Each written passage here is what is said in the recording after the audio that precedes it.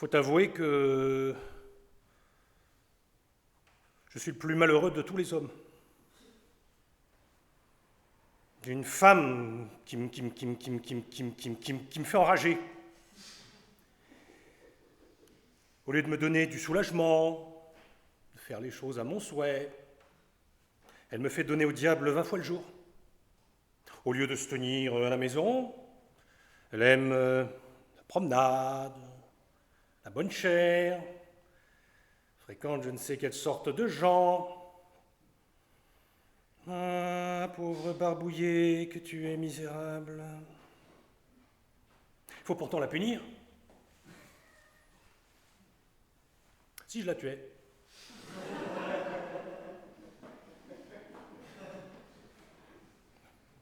L'invention ne vaut rien car tu serais pendu. Si je la faisais mettre en prison, la carogne en sortirait avec son passe-partout. Que diable faire donc? Oh, mais voilà monsieur le docteur qui passe par ici. Il faut que je lui demande un bon conseil sur ce que je dois faire. Je m'en allais vous chercher pour vous faire une prière sur une chose qui m'est d'importance. Il faut que tu sois bien mal appris, bien lourdeau et bien mal morigéné, mon ami, puisque tu m'abordes sans ôter ton chapeau. Sans observer rationem aussi, temporicet personae, quoi? Débuter par un discours mal digéré au lieu de dire « Salve, ver, salut, sis, doctor, doctorum, eruditissime » Hein? Et pour qui me prends-tu, mon ami? Ma foi, excusez-moi. Non, c'est que j'avais l'esprit en écharpe et je ne songeais pas à ce que je faisais. Mais je sais bien que vous êtes un galant homme. Sais-tu bien d'où vient le mot de galant homme? Oh, ben, ça qui vienne de Villejuif ou d'Aubervilliers, je m'en soucie guère. Sache que le mot de galant homme vient d'élégant. En prenant le G et l'A de la dernière syllabe, cela fait ga. Puis prenant L, ajoutant A, et les deux dernières lettres, cela fait galant. Et puis prenant homme, cela fait galant homme. Mais encore, pour qui me prends-tu? Je vous prends pour un docteur. Or ça, parlons un peu de l'affaire que je vous veux proposer. Il faut que vous sache, auparavant, que je ne suis pas seulement un docteur. Ah non, ah non. Je ne suis pas seulement une fois docteur, je suis 1, 2, 3, 4, 5, 6, 7, 8, 9 et 10 fois docteur. Premièrement, parce que l'unité est la base, le premier, le fondement, le premier de tous les nombres. Aussi, moi, je suis le premier de tous les docteurs. Voilà, le docte des doctes. Deuxièmement, parce qu'il y a deux facultés nécessaires pour la parfaite connaissance de toute chose, le sens et l'entendement. Et comme je suis tout sens et tout entendement, je suis 2 fois docteur. D'accord. Alors, c'est que... Troisièmement, parce que le nombre de 3 est celui de la perfection selon Aristote, et comme je suis parfait et que toutes mes productions le sont aussi, je suis donc 3 fois docteur. Eh bien, tiens, monsieur le docteur. Quatrièmement, parce que la philosophie a 4 parties. La logique, la morale, la physique et la métaphysique, et comme je les possède toutes 4, et que je suis parfaitement versé en icelle, je suis 4 fois docteur. Oui, que diable, je n'en doute pas. Hein. Bon, écoutez-moi donc. Cinquièmement, parce qu'il y a 5 universels, le genre, l'espèce, la différence, le propre et l'accident, sans la connaissance desquels il est impossible de faire un bon raisonnement. Et comme je m'en sers avec avantage et que j'en connais l'utilité, je suis 5 fois docteur. Ouais. Faut que j'ai bonne patience. Sixièmement, parce que le nombre du 6 est le nombre du travail. Et comme je travaille incessamment pour ma gloire, je suis 6 fois docteur. Oui, mais par le temps que tu voudras. Septièmement, parce que le nombre de 7 est le nombre de la félicité. Et comme je possède une parfaite connaissance de tout ce qui peut rendre heureux, et que je le suis en effet par mes talents, je me sens obligé de dire de moi-même, oh, terre, quaterque, beatum. Huitièmement, parce que le nombre de 8 est le nombre de la justice à cause de l'égalité qui se rencontre en lui. Et que la justice et la prudence avec laquelle je mesure et pèse toutes mes actions me rendent 8 fois docteur. Neuvièmement, parce qu'il y a 9 muses, et que je suis également chéri d'elle. Dixièmement, parce qu'on ne peut passer le nombre de 10 sans faire une répétition des autres nombres, et qu'il est le nombre universel. Aussi, quand on m'a trouvé, on a trouvé le docteur universel. Je possède en moi tous les autres docteurs. Ainsi, tu vois, par des raisons plausibles, vraies, démonstratives et convaincantes, que je ne suis pas une fois docteur, mais que je suis 1, 2, 3, 4, 5, 6, 7, 8, 9, 10 fois docteur. Que diable est ceci? Moi, je croyais trouver un homme bien savant qui me donnerait un bon conseil, et je tombe sur un ramoneur de cheminée qui, au lieu de me parler, s'amuse à jouer à l'amour. 1, 2, 3, 4, 5... Eh ben non, ce n'est pas ça. Ce n'est pas ça du tout. C'est que je vous prie de m'écouter. Bon, et croyez que je ne suis pas un homme à vous faire perdre vos peines, et que si vous me satisfaisiez sur ce que je veux de vous, je vous donnerai ce que vous voudrez, hein. De l'argent, si vous en voulez. De l'argent? Oui, de l'argent, enfin, toute autre chose que vous pourriez demander. Tu me prends donc pour un homme à qui l'argent fait tout faire, pour un homme attaché à l'intérêt, pour une âme mercenaire. Mais sache, mon ami, que quand tu me donnerais une bourse pleine de pistoles, et que cette bourse serait dans une riche boîte, cette boîte dans un étui précieux, cet étui dans un coffret admirable, ce coffret dans un cabinet curieux, ce cabinet dans une chambre magnifique, cette chambre dans un appartement agréable, cet appartement dans un château pompeux, ce château dans une citadelle incomparable, cette citadelle dans une ville célèbre, cette ville dans une île fertile, cette île dans une province opulente, cette province dans une monarchie florissante, cette monarchie dans tout le monde, et que tu me donnerais le monde. Où serait cette monarchie florissante? Où serait cette province opulente? Où serait cette île fertile? Où serait cette ville célèbre? Où serait cette citadelle incomparable? Où serait ce château pompeux? Où serait cet appartement agréable? Où serait cette chambre magnifique? Où serait ce cabinet curieux? Où serait ce coffret admirable? Où serait cet étui précieux? Où serait cette riche boîte dans laquelle serait enfermée la bourse pleine de pistoles? Que je me soucierais aussi peu de ton argent et de toi que de cela. Poup, et il monte son cul. Et il s'en va. Bon, ma foi, je m'y suis mépris à cause qu'il ait vécu comme un médecin. Je pensais qu'il lui fallait parler argent, mais bon, puisqu'il n'en veut point, il n'est rien de plus aisé que de le contenter, hein. Je m'en vais courir après lui.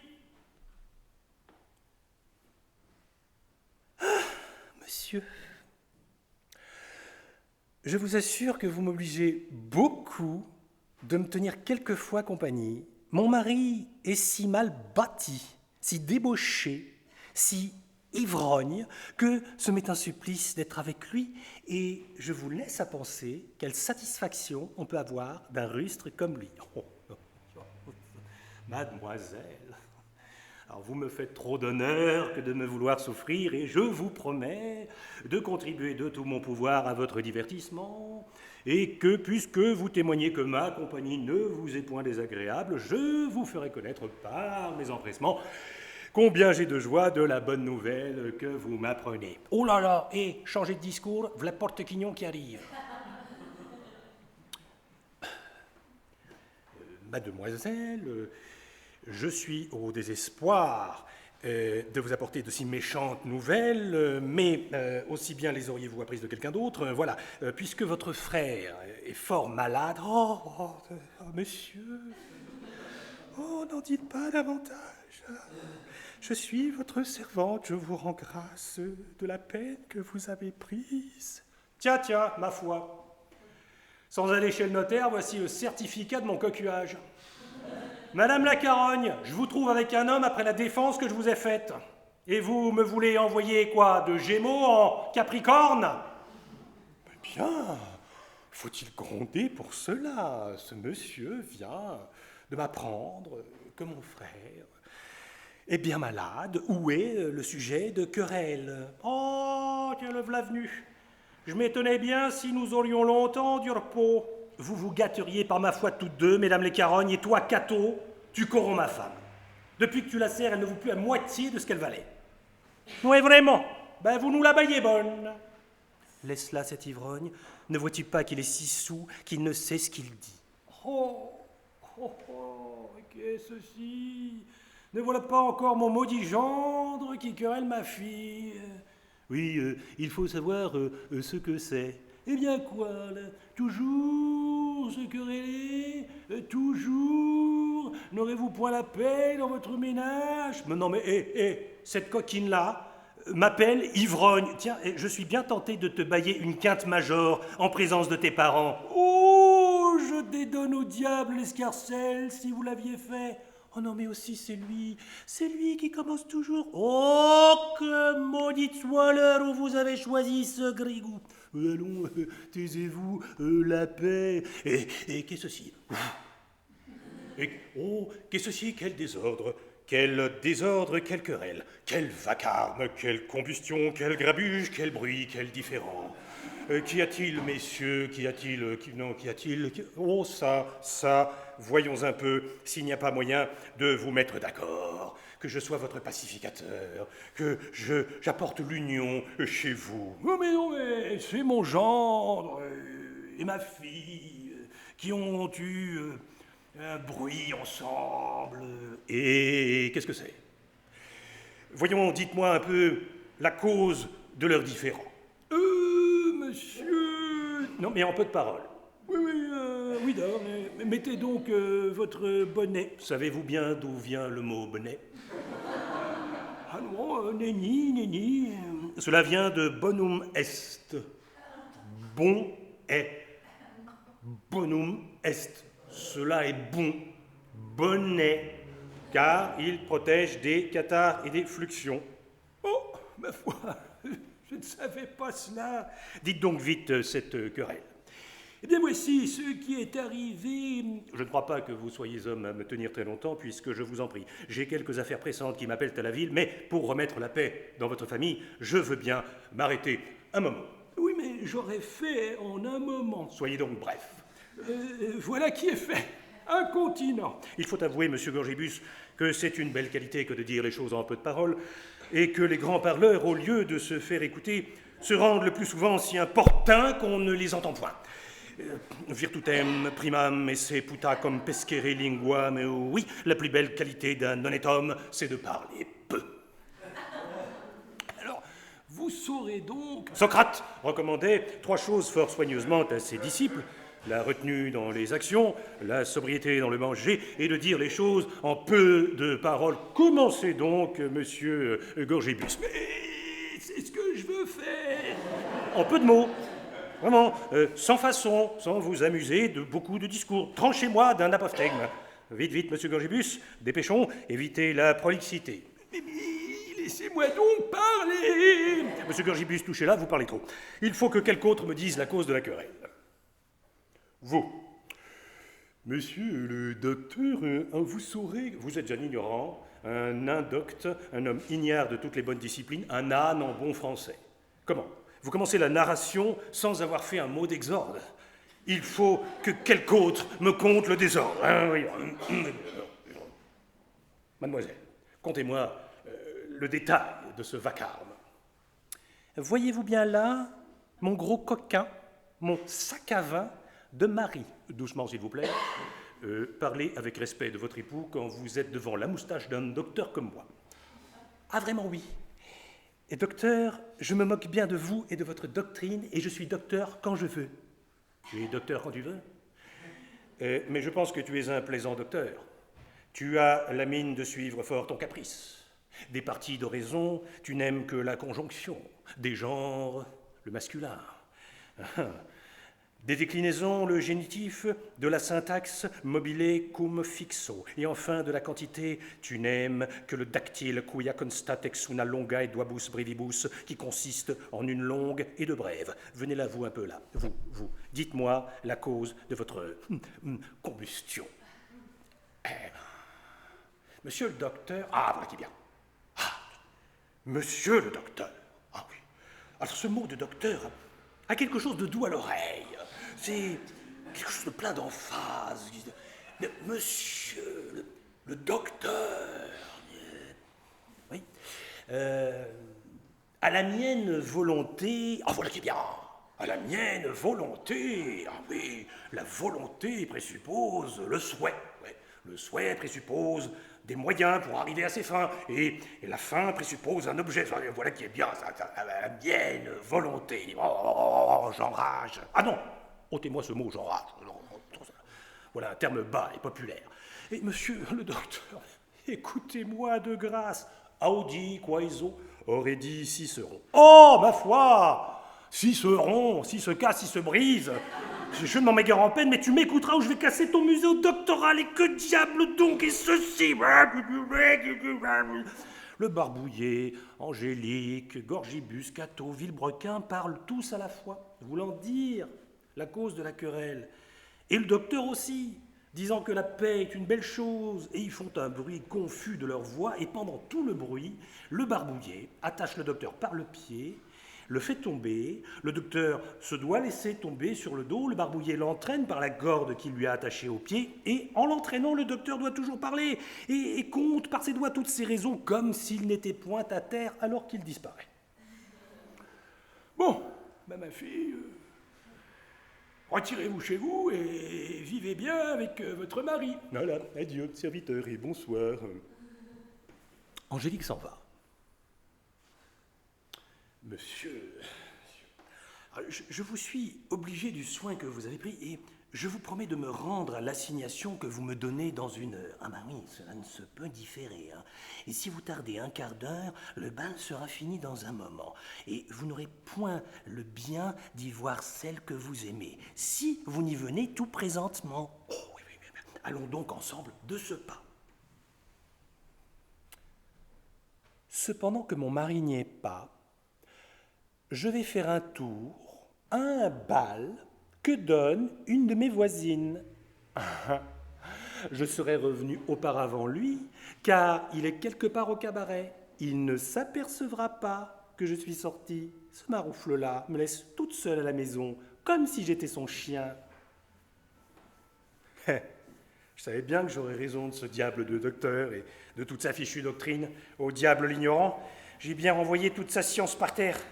Bon, faut pourtant que j'aille voir si notre bonne ménagère m'aura fait à souper. Oh, que je suis malheureuse. Je suis arrivée trop tard. L'assemblée est finie. Je suis arrivée justement comme tout le monde sortait. Bon, mais n'importe, ce sera pour une autre fois.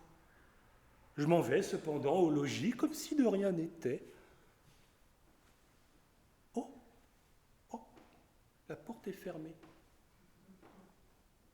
Toc, toc, toc. Toc, toc, toc. Cato. Cato. Cato. Quoi, Cato? Cato? Eh bien, qu'a-t-elle fait, Cato? Et d'où venez-vous, Madame la Carogne, à l'heure qu'il est, par le temps qu'il fait? D'où je viens?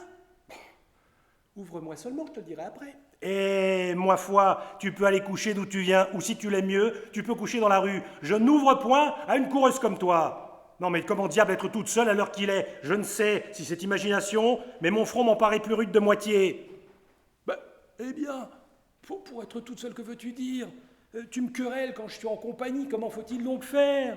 Il faut être retiré à la maison, donner ordre au souper, avoir soin du ménage, des enfants, mais sans tant de discours inutiles. Allez, adieu, va-t'en, bonsoir, va-t'en au diable et me laisse en repos. Tu ne veux pas m'ouvrir? Non, je n'ouvrirai pas. Oh, mon pauvre petit mari, ouvre-moi, cher petit cœur. Ah, crocodile! Ah, serpent dangereux, tu me caresses pour me trahir. Ouvre donc. Non, adieu, va des rétros, Satanas. Quoi? Tu ne m'ouvriras point? Non! Tu n'as point pitié de ta petite femme qui t'aime tant? Non! Je suis inflexible, tu m'as offensé. Je suis vindicatif comme tous les diables, c'est-à-dire bien fort. Je suis inexorable. Sais-tu bien que si tu me pousses à bout, eh bien, que tu me mettes en colère, je ferai quelque chose dont tu te repentiras. Ah oui, et que feras-tu, bonne chienne? Tiens, si tu ne m'ouvres, je m'en vais me tuer devant la porte.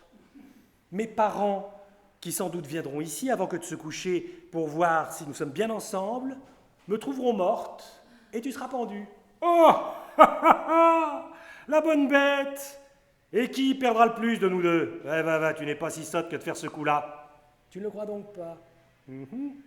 Tiens, voilà mon couteau tout prêt.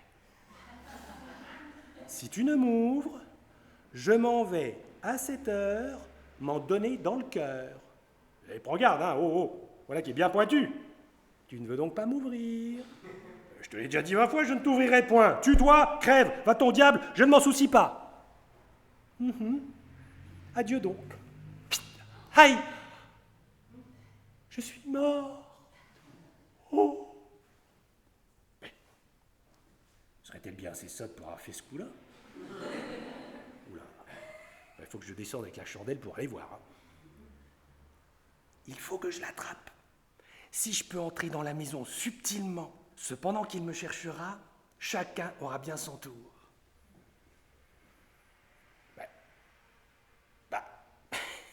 Ne savais-je pas bien qu'elle n'était pas si sotte? Elle est morte et pourtant elle court comme le cheval de Pacolet. Ah, ma foi, elle m'avait fait peur tout de bon.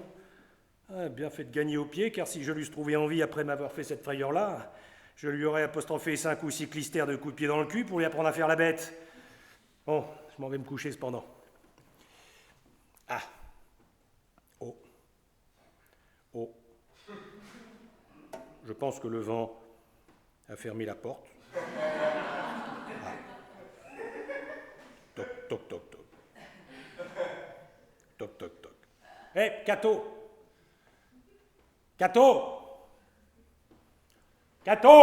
Hé, Cato, eh bien, qu'a-t-elle fait, Cato? Et d'où venez-vous, monsieur l'ivrogne? Ah, vraiment, va. Mes parents, qui vont venir dans un moment, sauront tes vérités. Sac à vin infâme, ivrogne, tu ne bouges du cabaret et tu laisses une pauvre femme avec des petits-enfants sans savoir s'ils ont besoin de quelque chose, à croquer le marmot tout le long du jour. Ah ben, ouvre vite, diablesse, ou je te casserai la tête. Oh, mais qu'est-ce que ceci? Oh non, mais toujours de la querelle, de la dispute, de la dissension. Ben oui, enfin quoi, vous ne serez donc jamais d'accord.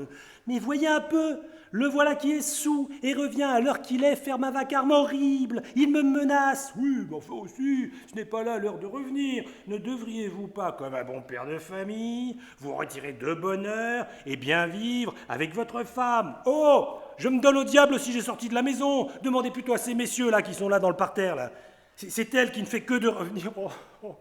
Oh, que l'innocence est opprimée. Bon, ça, allons, voyons, accordez-vous, demandez-lui pardon. Allons! Moi, pardon, j'aimerais mieux que le diable l'eût emporté. Je suis dans une colère que je ne me sens pas. Oh, allons, ma fille, embrassez votre mari et soyez bons amis. Et quoi?